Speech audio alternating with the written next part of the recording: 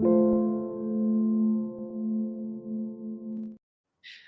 everybody. Today's Monday, March 23rd, 2026, and our dear friend, our brother, Larry Yeah, Johnson, is here with us. yeah. The audience doesn't know I was giving you a hard time about that shirt. No, it's just very strong performance on your part today. I'm trying to be a good student, view. Oh yeah, well, I appreciate that. Yeah, you're my adopted Brazilian Iranian son. Larry, let's start with what Donald Trump announced moments ago or a couple hours ago.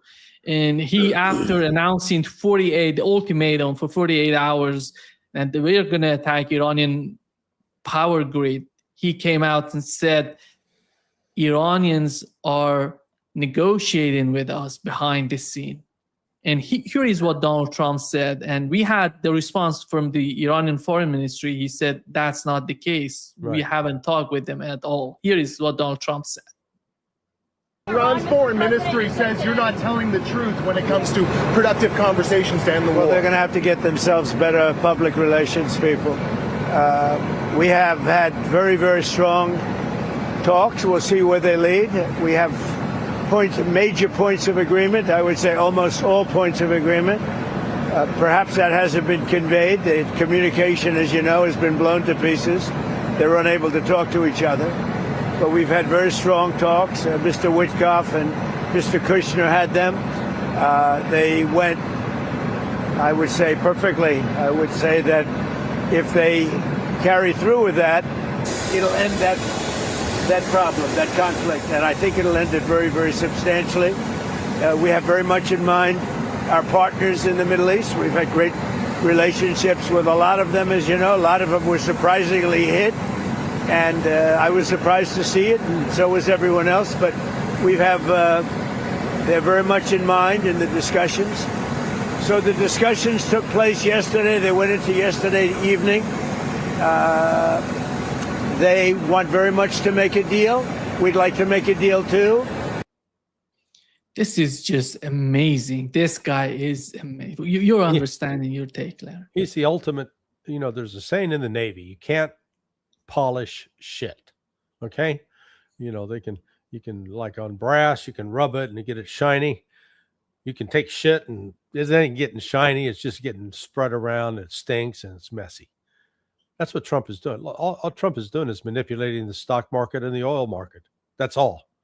He's trying to keep the prices down. He's buying time until the Marines arrive.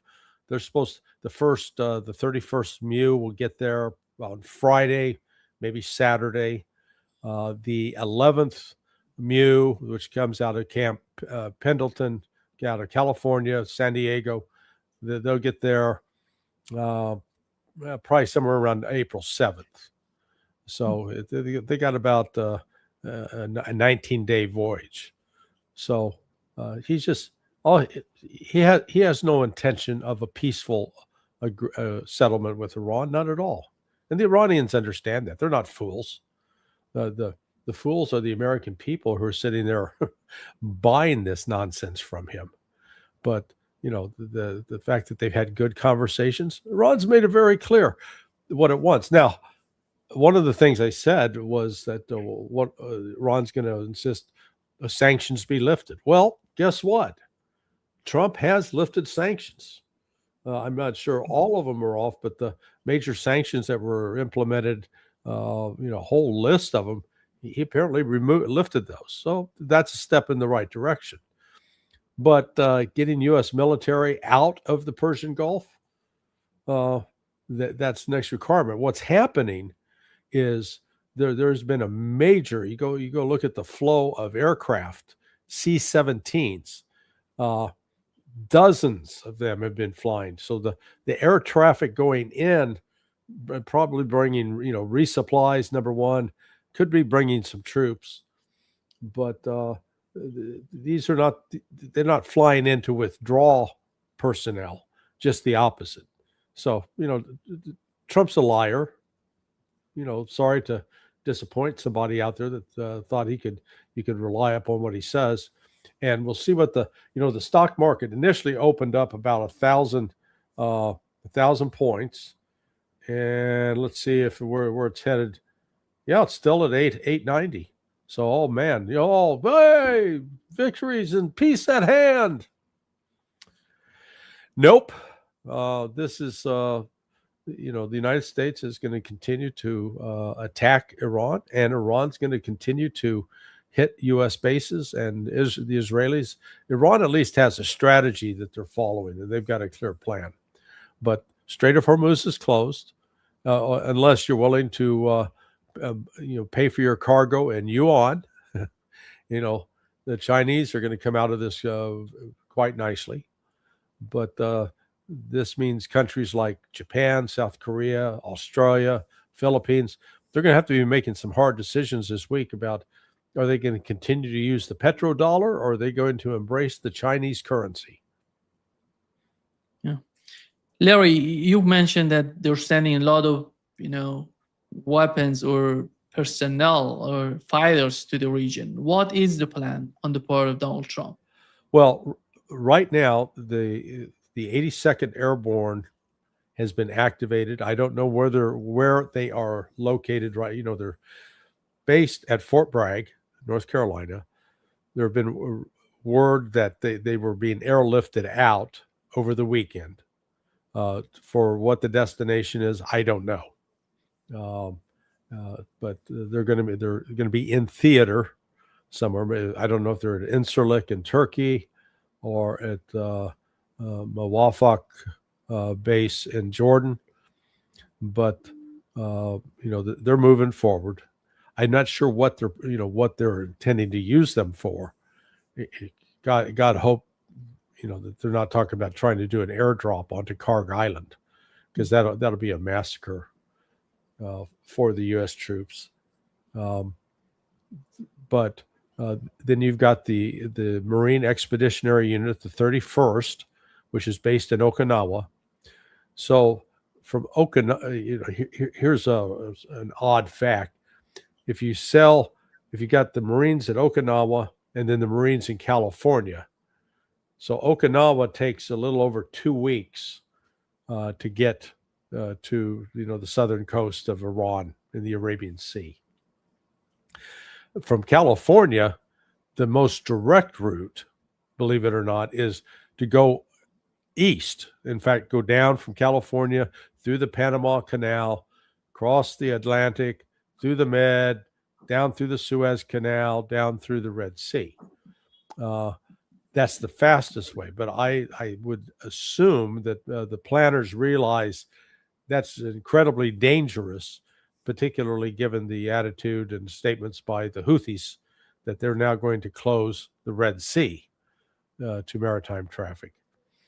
So they'll if they have to sail west, which will add a couple of days to the journey. So they're not going to be on scene for at least another 2 weeks.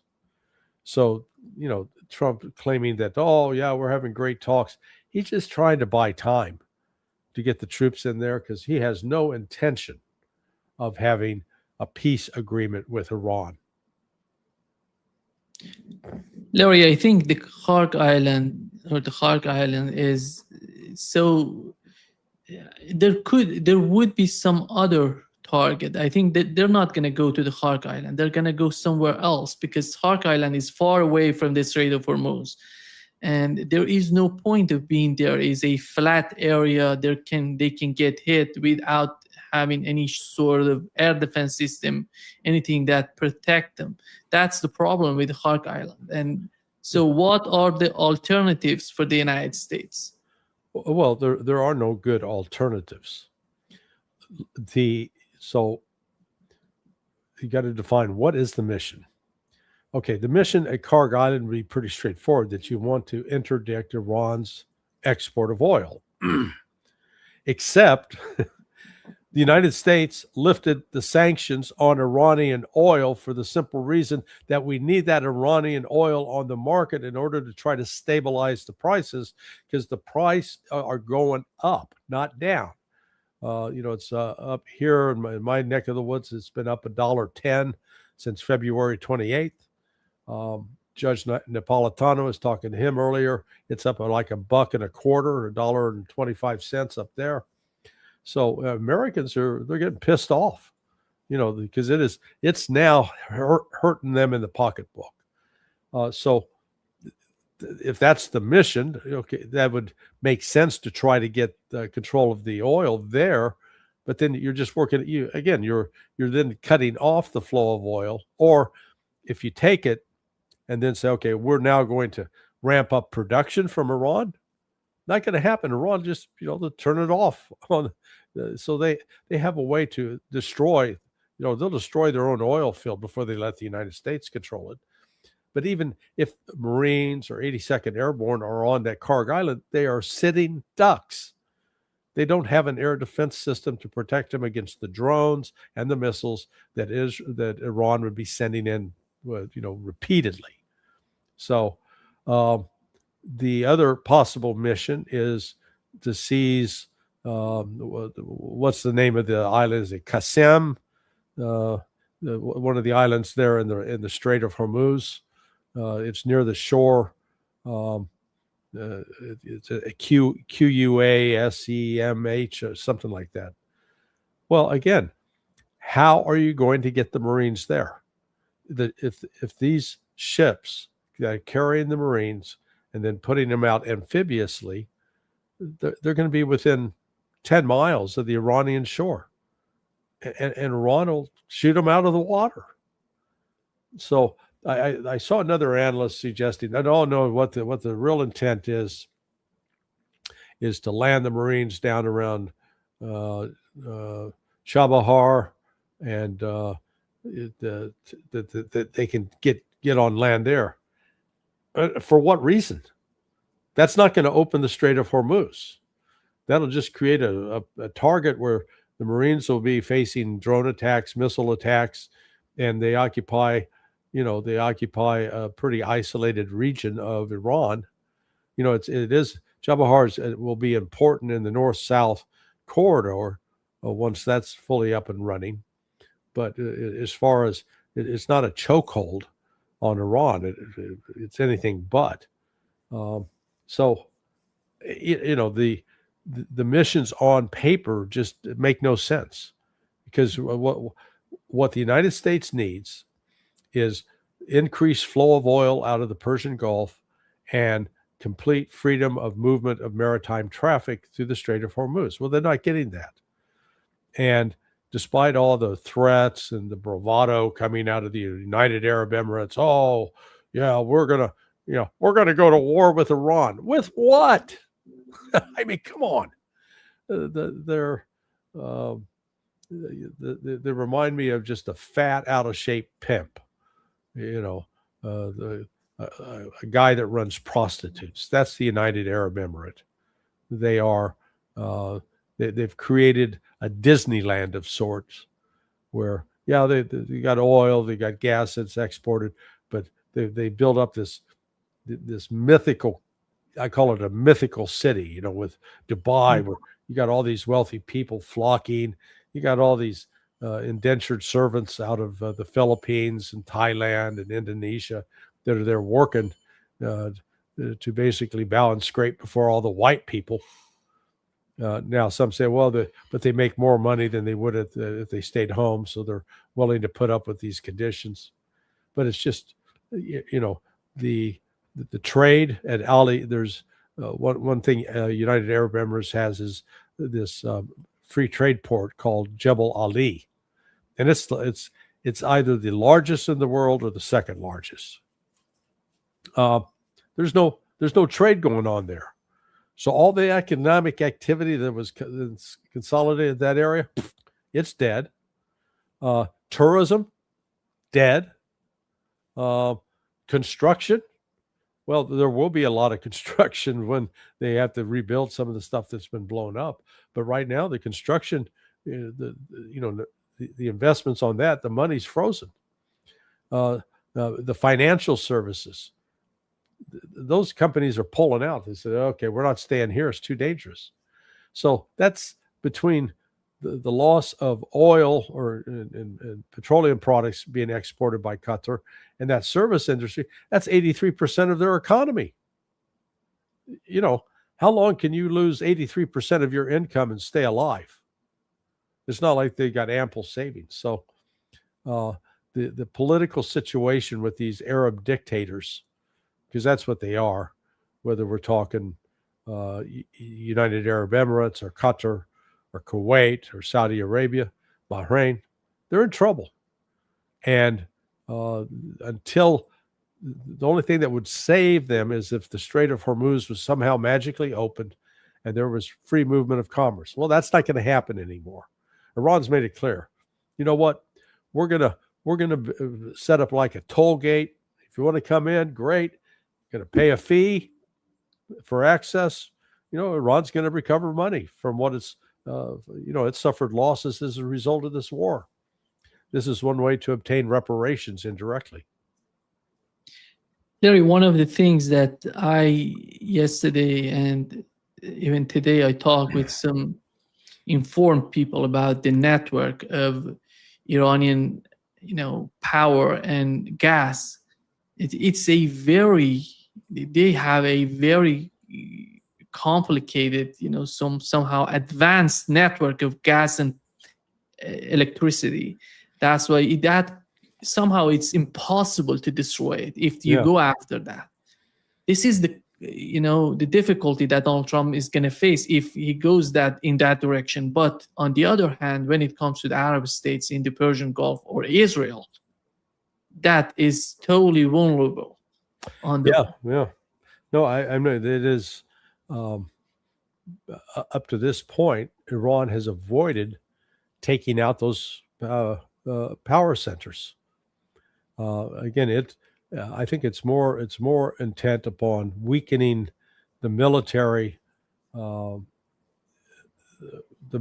strength of those countries as well as their ability to support military operations. But Iran made it clear, hey, if you hit us on our power, if you go after, if they, like for example, if they go after Bushehr again, or Isfahan, then the gloves will come off further. I mean, the gloves are already sort of off. They're just systematically hitting targets in Iran, in Israel, and throughout the Persian Gulf. And supposedly we've destroyed. If you listen to Scott Bessent, we've destroyed Iran's missile capability.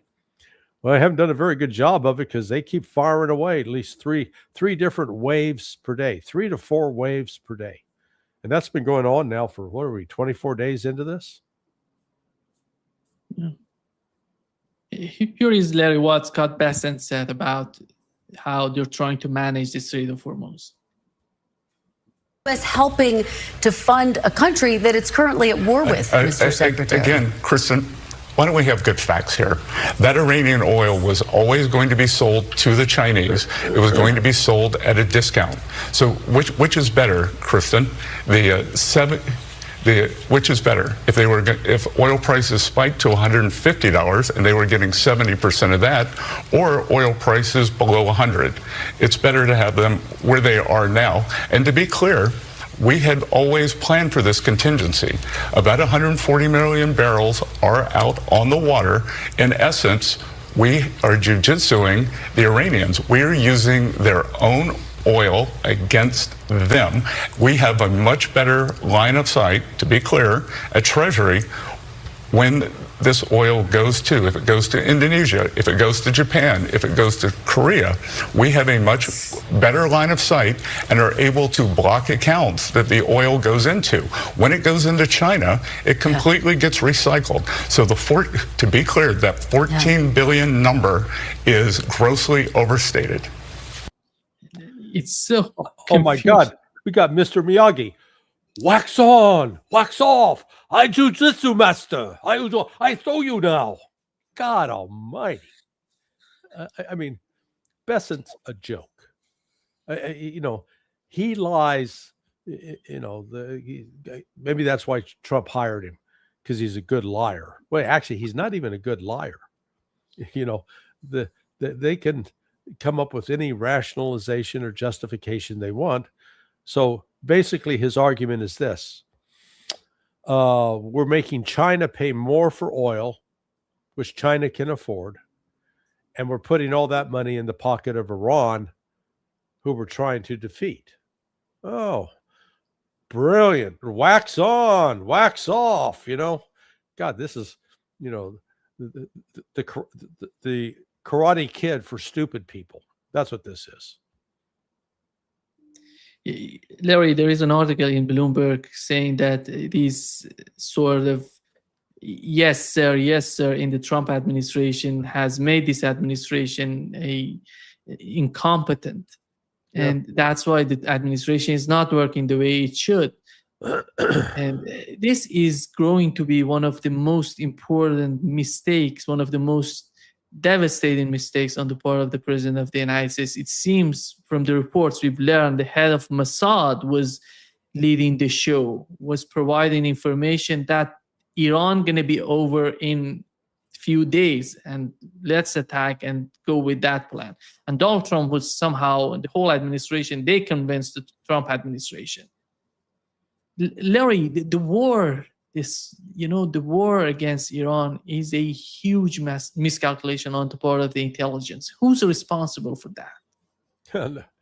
Responsible? You mean you got some notion that there's some accountability, that people come back and say, hey, you said this, therefore you're getting punished? Nah, there's no accountability.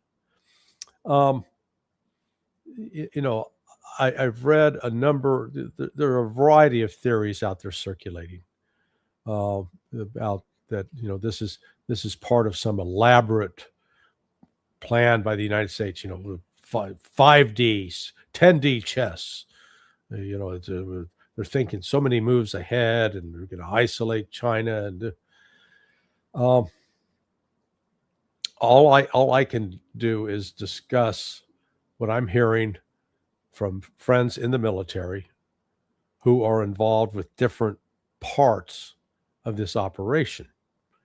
And there definitely is not, a lot of detailed planning and thinking that's gone into this.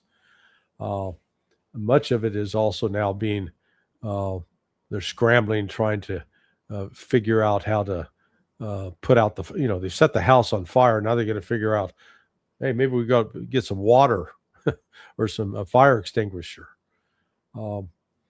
It's taken on a life of its own. I do not believe that this is part of, that Trump's plan was to say, okay, let's get the Strait of Hormuz closed. Let's break the countries of Asia that are our allies, because the ones who are getting hurt most by the shut off of the oil, the shut off of the liquid natural gas, and the shut off of the fertilizer are countries that were normally considered allies, strong allies of the United States: Japan, South Korea, Philippines. They're the ones really taking it in the shorts now. But, it's hurting Cambodia, Bangladesh, Vietnam, the Asian countries. Think of this as a plague. The plague has infected them first. The infection is going to spread around the world. It hasn't hit Europe yet full force, hasn't hit the United States full force. Now, they're looking at it and said, oh, yeah, but this is probably a brilliant move. That's why Trump got control of Venezuela, so he'd have access to all that oil. The oil's in the goddamn ground. You can't get it out. It's not like the infrastructure in Venezuela for pumping the oil out is broken. They can get out a little bit, but not the volume that they need to replace what has been lost out of the Persian Gulf. And every day that goes by, there is no viable solution on the horizon. And yet the traders on Wall Street, the people running the Western oil markets, they've deluded themselves. They've lied to themselves. They're listening to Trump. They think, oh, this is going to turn around. Things are looking up. There are great talks. There are no talks. Iran's not going to negotiate. Iran wants a victory now, and they're partially there. So for right now, the sanctions are lifted, but we're going to see if that includes if the United States starts attacking these oil tankers, which I don't think they will, because if they do that, then they're going to further exacerbate the oil shortage that's already affecting the world and put more money in the pockets of Russia. So Russia's doing fine out of this, and Western analysts grossly exaggerate China's dependence on oil, liquid natural gas coming out of the Persian Gulf. It is not a it's like the interruption of that has a minor effect on the Chinese economy, not a major effect. The effect on the Chinese economy will come as the global economy, we're in recession now. Nobody will say that. Well, they said, this could cause recession. No, we're in recession. You just don't have the figures in front of you to say, oh yeah, that is pretty bad. The question is, how far will we fall economically globally to the point that it would be a genuine depression? I have to go back and look up what the economic definition of a depression is. But you're going to look at a significant contraction in global economic activity. Apart from that, the impact with fertilizer. So the existing fertilizer that's out there, the price of that is soaring. And so you say, well, so what? Well, like if you're going to need that fertilizer to plant corn, but in corn right now is, let's say that it's $100 a bushel. I'm just pulling a number out of the air. If your cost of manufacturing that corn, of growing that corn, your production costs have now doubled, at least with respect to fertilizer, but not just fertilizer. So the price of the fertilizers doubled. The price of diesel here in the United States is up at least $2 a gallon since February 28th. So all of a sudden you've got increased fuel costs, increased fertilizer costs, and then you're going to have to sell that corn for a higher price. And the good news is people will be hungry, so they'll need to pay the higher price. But it may not turn out to be economically viable for farmers. So, I mean, this has cascading effects that we're not even fully, haven't worked their way through the system at all. And so even if it's stopped today, and it's not going to stop today, it's not going to stop in a week. I think, I seriously believe this will go on a minimum of 2 to 3 months, and maybe longer, until the economic pain is such that the United States is going to be forced to say, okay, enough. We'll stop. What do we need to do to get the economy back up and running? And you know what? By then, it may be too late for places like Dubai and Doha and Qatar. Those cities have been dependent on the flow of outside capital, as well as the flow of goods in and out. If they're not getting those goods, food is going to become a major issue. I don't know what kind of food reserves they have, but I guarantee you, whatever meat and poultry, those are being imported from other countries. They're not getting that now. So, they're going to, Doha and in the United Arab Emirates and Qatar, they're going to be running out of food maybe in another month as this continues. So Iran's negotiating leverage in this is not only strong, it's going to increase. Larry, Pete Hegseth shared a video of an officer showing that we are prepared to crush the enemy. We are all, the morale is high and everything is prepared to go. And the video somehow shows that it was an old video shared by the guy who was talking in that video. He's retired right now. Yeah, 5 years ago, he left the Marine Corps. Yeah, it's amazing. On the other hand, Larry, we've seen HuffPost reported that the U.S. troops are increasingly uneasy about Donald Trump's Iran strategy as the conflict enters its Wait. What was that word you used? Strategy? Trump's strategy. Good Lord, my man. What are you talking about? There ain't no strategy. Okay, sorry. Yeah, the article mentions that they don't want to die for Israel. That's the main point. And the interviews were with active duty personnel together with reservists. They're all pointing out, that the stress is going high, the morale is low, and they have doubts about the mission. What is the objective? Because they don't have a clear understanding of what Donald Trump is doing. This is the reality that Pete Hegseth doesn't want anybody to learn, to know. And who's going to represent these people in these days? I don't see the head of Pentagon going in that direction.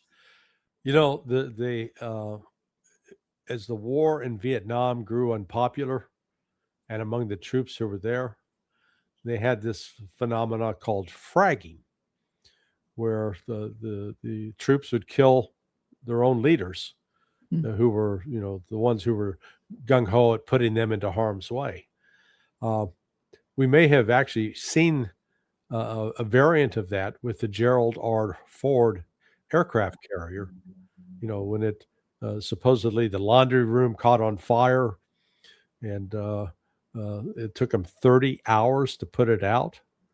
Our friend Andrei Martyanov, he did a great video reminding people of what took place on the aircraft carrier, the Forrestal, in I think it was 1967.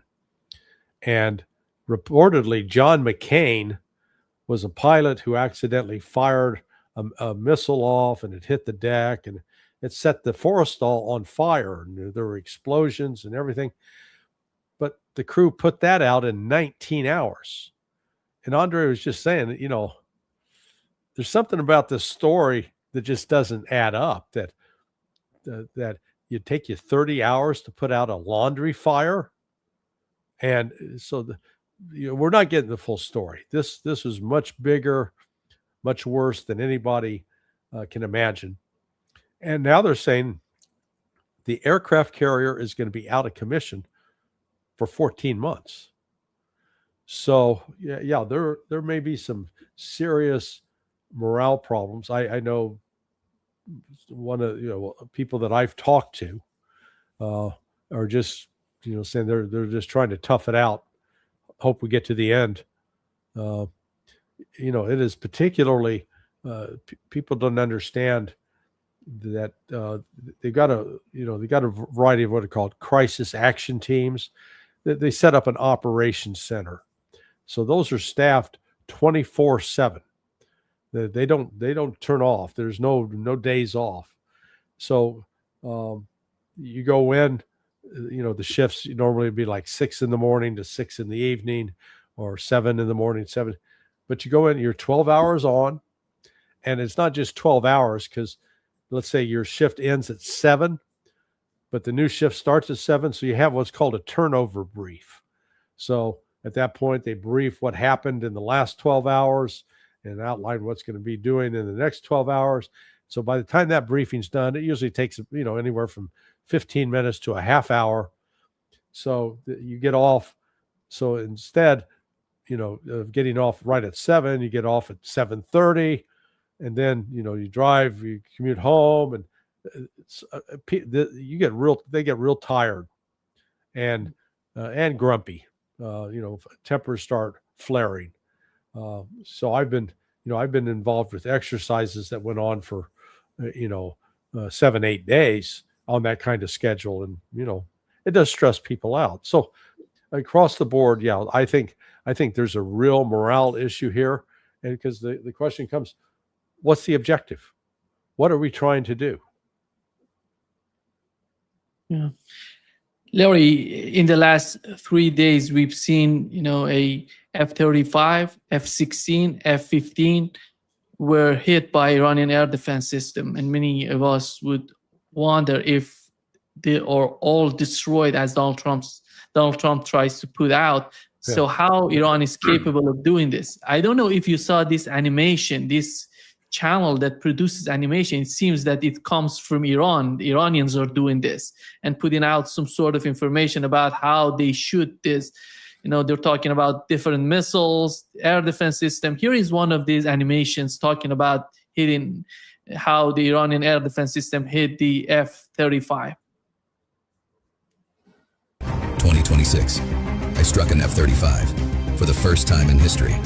I am Majid, an Iranian short-range air defense system that utilizes infrared heat-seeking guidance. I do not use radar. I emit no signal. 2:50 a.m., Central Iran.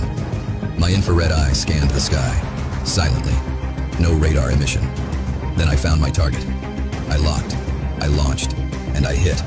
It took me 3 seconds to bypass the F-35 threat detection system. The USA spent approximately $400 billion over 30 years on the F-35's development. But that was engineered for radar, not for heat. One side spent $400 billion. The other side built a passive heat sensor on a truck, and physics did the rest. Over 20 countries fly the F-35. Every one of them is reviewing this footage. They now have the blueprint. Yeah, it's a war tune. Yeah, it's a war tune. What is your understanding of this video? It seems that they have some sort of information from inside Iran. That's why they're producing to show. Yeah, no, they're correct about the infrared. Now, the missile did not hit the plane directly. Once the pilot realized that there was an inbound missile, they eject these basically flares, so that burn at a higher rate, that create an even bigger heat signature. And the missile impacted one of those, but it was still close enough to the plane, produced shrapnel that damaged the plane. And the pilot he was able to get out of Iranian airspace, because my understanding was he was pretty deep, and he was like over the middle of Iran when that happened. And he was able to get out and crash land somewhere. Plane's no longer, the plane is destroyed. It's done. But the Iranian air defense system, there's still parts of it active. They still have been unable to defeat these inbound, have a system capable of defeating the missiles, the Tomahawks and whatever, and the JASSMs. I wonder if at some point the Russians and Chinese are going to step in and try to upgrade that system and deploy their own personnel to try to help Iran fend off the West. This is escalating, despite Trump's claims earlier today that we're making great progress. We got agreement on everything, but like one or two things. It's like, good God. I mean, he's lying. It's not true. And, so we'll see a whipsaw effect. The markets do well today until it's going to become clear that there is no agreement and Iran is not messing around. And, the price of oil overseas will continue to go up. We're gaslighting the American public right now. No, it's not bad. This will be over in a day or two. No, it's not. There's no end in sight. It seems that, Larry, that what Russia learned in Ukraine, together with what Iran is learning right now, it's going to be hugely, influential on the future air defense system that all these countries will design, Russia, China, and Iran, because it would be an integrated air defense system. They're bringing different parts from Russia, Iran, from China all together to have a comprehensive air defense system. Mm-hmm. Is that going to be the result of this war? Well, yeah, I mean, the air defense system, let's take the Patriot and the THAAD. They were premised on an environment assuming that you had like one, maybe two missiles coming in, not hundreds. and so the systems get overwhelmed, and the cost of those specific missiles are prohibitive in terms of mass production. When, let's say that you've got a ballistic missile, or let's just go with a geranium drone, and you're trying to shoot that down.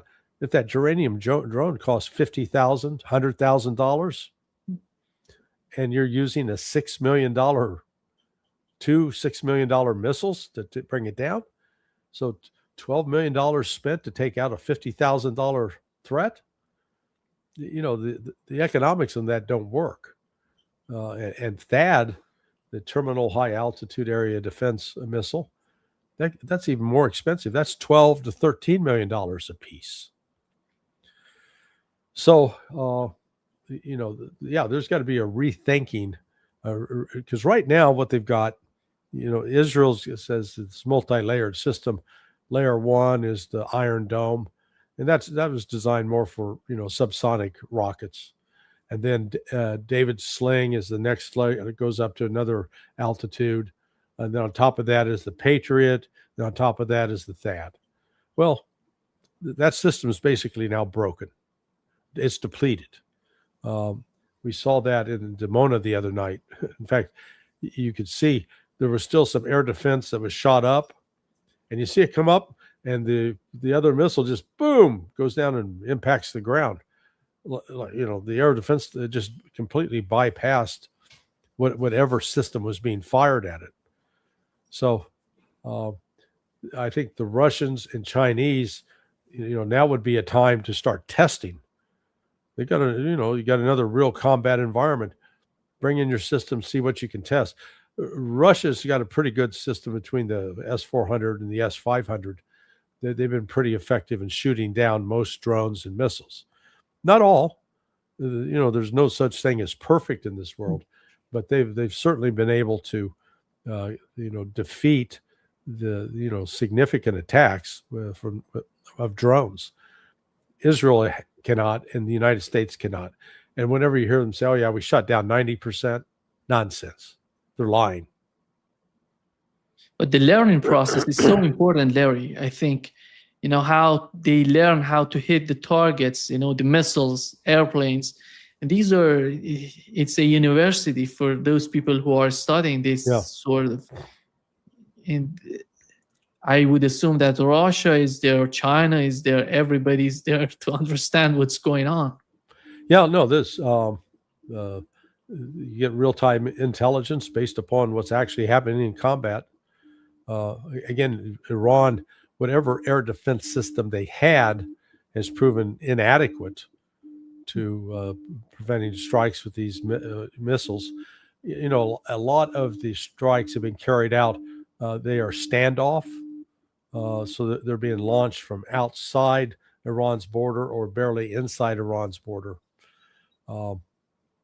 And, but they're also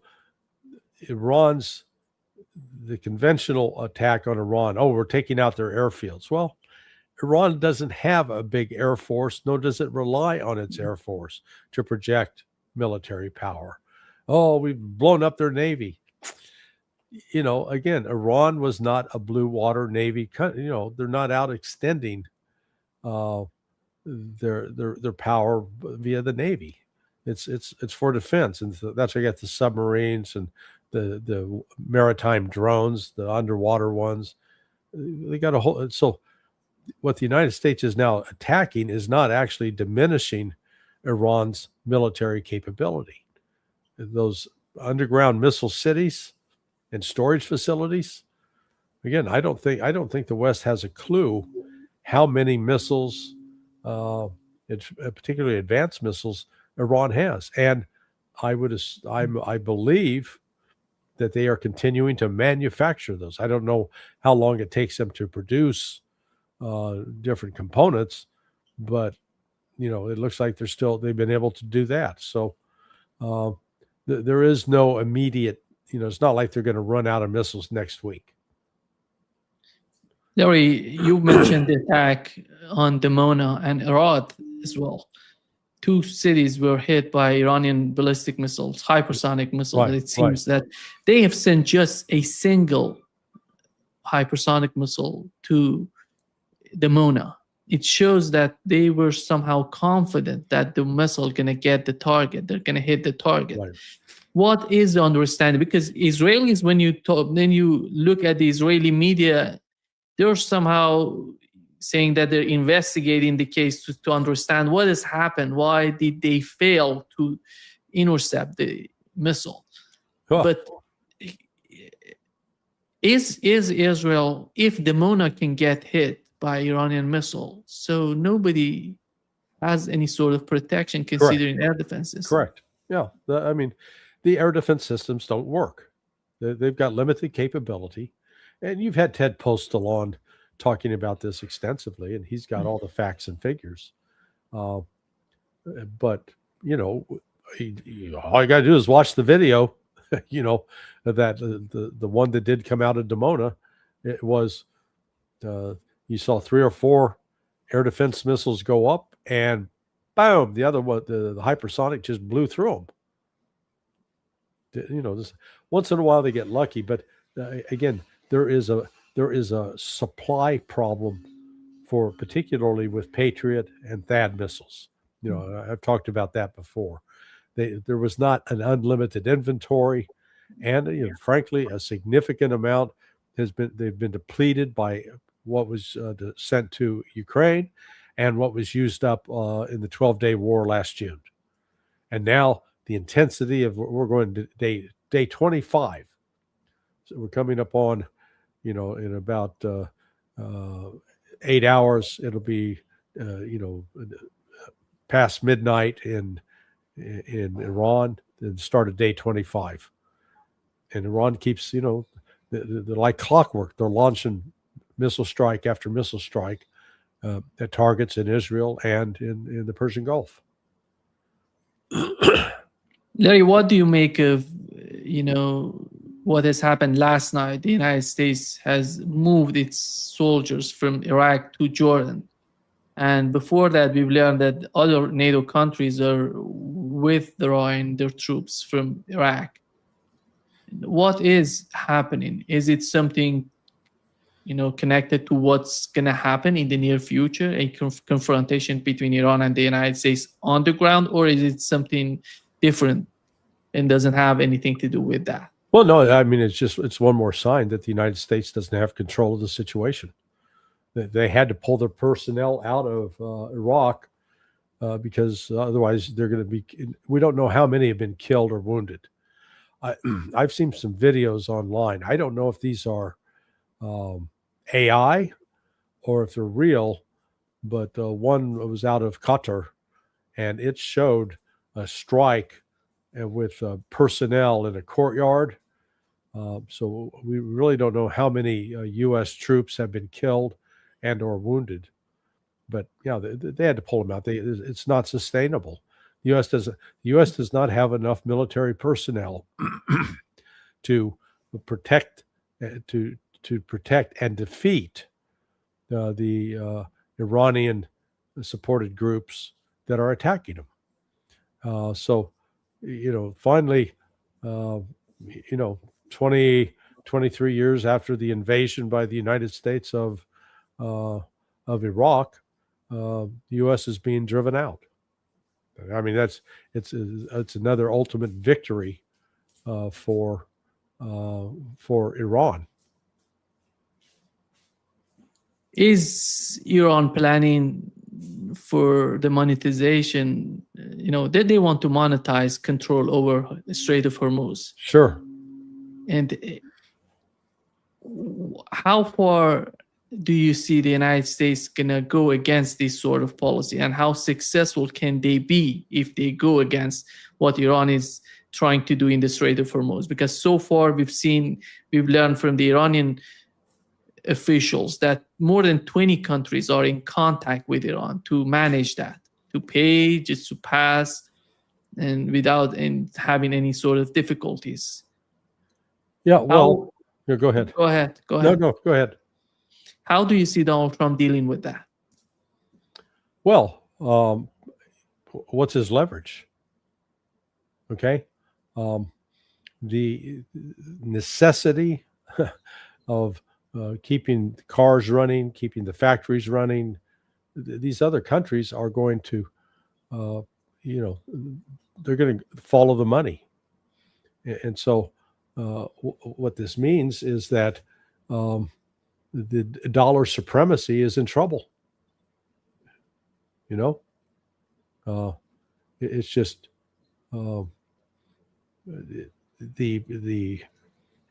the economic in the international economic order is being reestablished. It's not. It's the Bretton Woods system is dead. Trump's trying to keep it alive, but now Iran really has acquired some leverage, and the game is going to heat up. So if everybody, if you watch the Japan and South Korea start buying oil with the yuan, holy smokes, that's significant. So that's what we need to focus on to see what's actually happening with, who's doing what with financial transactions here. Yemen is prepared, Larry. They announced that they're prepared to join the fight. But so far, we haven't seen anything coming from Yemen. Yeah. What would be the conditions under which they're going to join? Yeah. If I think they're going to see if there is an attack on the Iranian power grid, then at that point they will shut down the Red Sea. So far, that hasn't happened. I think the Houthis they're biding their time for now. I don't see them as wanting to expand the war just yet. So and they'll see also if what Saudi Arabia does actually. Saudi Arabia talks a good game, is threatening to do a variety of things, but so far it hasn't actually launched attacks on Iran. I think if Saudis launch attacks on Iran, then you're going to see the Houthis as well start hitting Saudi Arabia with missiles from the south. Are we getting to a situation in which all these Arab states don't matter anymore to both parties, to Iranians and to the United States? Yeah, well, that's where the Gulf Arabs they're on the road to irrelevancy. Their ability to supply oil and, excuse me for a second, oil, liquid natural gas, the fertilizer, the chemical industry, that made them important. Well, that's gone away. And a lot of that's not, it's not a simple matter of like flipping a switch and it's going to get turned back on and they're going to be back in business. So the three countries that have the least cushion to absorb this shock are Bahrain and Qatar and United Arab Emirates. Qatar in particular is, they've been basically the house slave of the United States. And they've been, they've made a bad bet. They sort of, you're not supposed to put all your eggs in one basket. Well, they put all their eggs in the basket, and now their finances are they're drying up. They're not. The longer this war goes on, the more the economic damage is done to these. What are essentially these are autocratic regimes, family-based, tribal-based. They don't enjoy any kind of popular support. So we have yet to see the full effect of what's happened to these countries, because Dubai in particular has become sort of this. It had become a center attracting lots of money and lots of foreigners. I mean, hell, even Tucker Carlson was talking about buying a condo in either Qatar or United Arab Emirates. I don't think he's going forward with that purchase now, because you want to sit there and dodge missiles. and the infrastructure is not going to, they're not going to be able to sustain it. So we're on sort of the precipice. If the United States and Israel, and you can't rule out that Israel may try to go ahead and attack the power grid in Iran, and as you noted earlier, it's fairly decentralized. However, if it is attacked in any form or fashion, Israel's going to be the big target. Iran's going to then wipe out, destroy the power grid in Israel. Much easier to do. Not only power grid, desalination, everything, Larry. Yeah. So up to this point, Iran's avoided taking that step. But if Israel and the United States persist in these attacks that are killing civilians, I think that Iran's going to in a position to escalate and make the United States pay a terrible price. Yeah. Larry, here is what Donald Trump said about managing the Strait of Hormuz. They have. Thank you. What about the Strait of Hormuz? Who's going to be in control of that? That'll be opened very soon if this works. How soon? And who's in control of it? Will Iran still be able to control the flow of oil? Be jointly controlled. By whom? Maybe me. Maybe me. You want the United States to be me and the Ayatollah, whoever the Ayatollah is, whoever the next Ayatollah. Look, and there'll also be a form of a very serious form of a regime change. Now, in all fairness, everybody's been killed from the regime. So this is. Yeah, I mean, the guy. It's getting. We have to laugh, just in. Yeah, to avoid crying. His ignorant. People. There are some out there, without mentioning names, who insist that this is some sort of theater by Donald Trump, that he's not really this stupid. No, he really is this stupid. He is this detached from reality. This is not some master plan that he has in place to remake the world. They did plan this in advance, that they thought that they could pull off this regime change in Iran, and the color revolution attempt that started on December 28th and went through, say, January 10th. That was a precursor, but they were, they continued to move for this attack that took place on February 28th was planned in advance. It wasn't just, they didn't decide upon it in just a couple of weeks. But what they counted on was that they were going to be able to actually get a regime change, that they really did believe that the Islamic Republic was extremely unpopular, and that if they just killed the top level people, that the majority of the Iranian population would rise up and establish a democracy or something. Well, it didn't happen, and now the United States and Israel are caught. They're trying to figure out, okay, how do we exit this, and how do we, because they've got to, they want to reset the chessboard, as it were. So they've sort of lost this match. So they now need to reestablish the chessboard, because they're not backing away from their goal of destroying Iran. They want a regime change, somebody in charge of running the government and the military and the economy in Iran that is going to be subservient to the West. They think they can really pull that off. And so that's what they're looking to get, is a pause. I think Iran understands that, and they're not going to take their foot off the throat of the West. They now basically, if the West is going to destroy Iran, Iran will destroy the global economy that the West depends on. It will, it won't be universal. Russia's going to do fine out of this. China will actually do pretty good. but there'll be a number of other countries that are going to suffer greatly. And Iran's just basically going to get the message: if you align yourself with the United States and Israel, you're going to suffer as well. Yeah. Thank you so much, Larry.